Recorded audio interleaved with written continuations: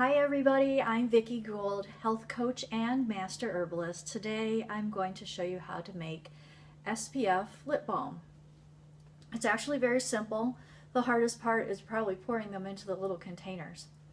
So what we're going to use is the recipe that I posted right before the video, and what I've done already is I've measured out 3/4 ounce of shea butter. I use raw shea butter. It's a preference. I just like to make sure it hasn't been processed because there's usually chemicals and other things in that process. We are going to add 1 ounce of beeswax.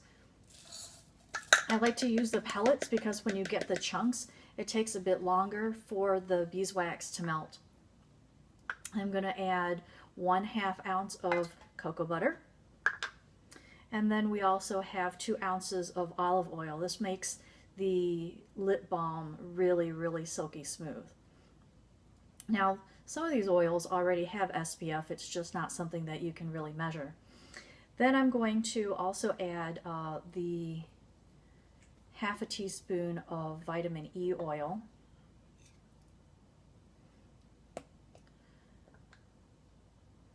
Use this little dropper. It takes a little while.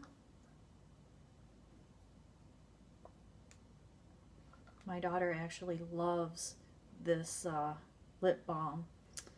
She shares it with all her friends at college, and they keep asking me to send them more. Alright, vitamin E oil. And then we're going to add 1/2 teaspoon of, 1 teaspoon of vanilla oil. Now this is not vanilla extract, it's not vanilla essential oil, it is vanilla oil. That just gives it a little kind of yummy flavor when you put it on your lips. The last thing I'm going to add is 1/4 teaspoon of zinc oxide. This is the part that gives you the SPF.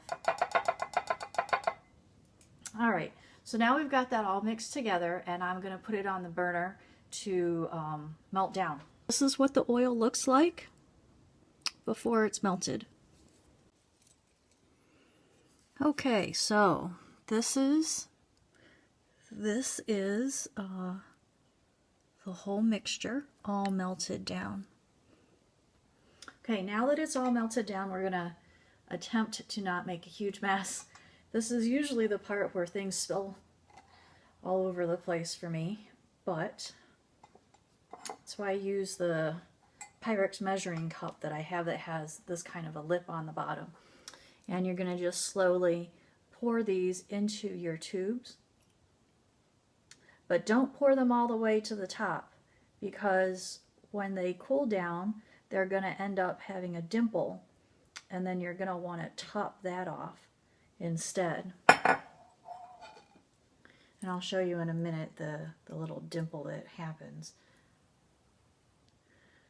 Yikes. Some of these are spilling over, but not much you can do about that. If you have to, because you're going to wait for these to cool down to top it off because of that dimple, if you have to reheat this, that's not a big problem. Just go ahead and reheat it. Okay, I was hoping to show you that as it cools, there ends up being divots in there, and then you have to top it off. Okay, and this is what they look like all done. Obviously they look homemade, but that makes them more charming.